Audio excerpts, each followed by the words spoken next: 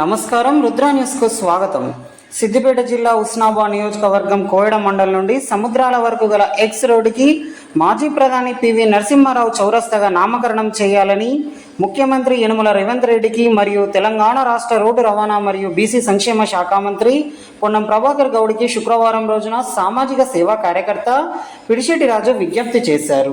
ఇటీవల మంజూరై double road కోయడ మండలం కేంద్రం నుండి సముద్రాల ఎక్స్ రోడ్డు వరకు నిర్మాణం జరుగుతుందని, అదేవిధంగా జాతీయ రహదారి NH 743 రామాయంపేట ఎల్కతుర్తికి సముద్రాల గ్రామం ఎక్స్ రోడ్డు వద్ద కలుస్తుందని, కావున ఈ చౌరస్తాకి భారత మాజీ ప్రధాని పివి నరసింహారావు మార్గుగా నామకరణం చేసిన విషయం తెలిసిందేనని గుర్తు చేశారు.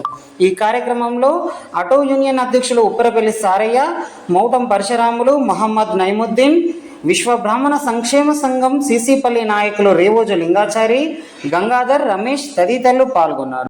సముద్రాల ఎక్స్ రోడ్డు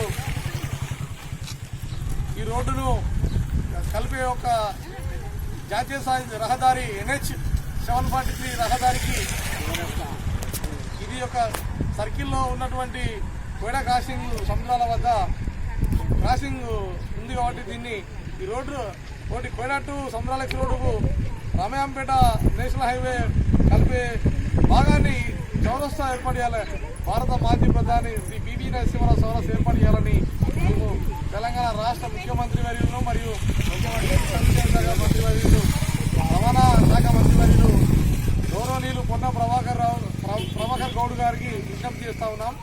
ఇది 24 hours రన్నింగ్లో ఉన్నటువంటి రహదారి కాబట్టి ఈ రహదారి వద్ద చౌరస్తా ఏర్పాటు చేయాలి. ప్రయాణికులు నైట్, మహిళలు కానీ పిల్లలు కానీ నైట్ రాత్రి పూట ప్రయాణం చేసే అవకాశం ఉన్నందున దీన్ని చౌరస్తా పివి నరసింహారావు చౌరస్తా చేయాలని మేము కోరుతా ఉన్నాం. Thank you.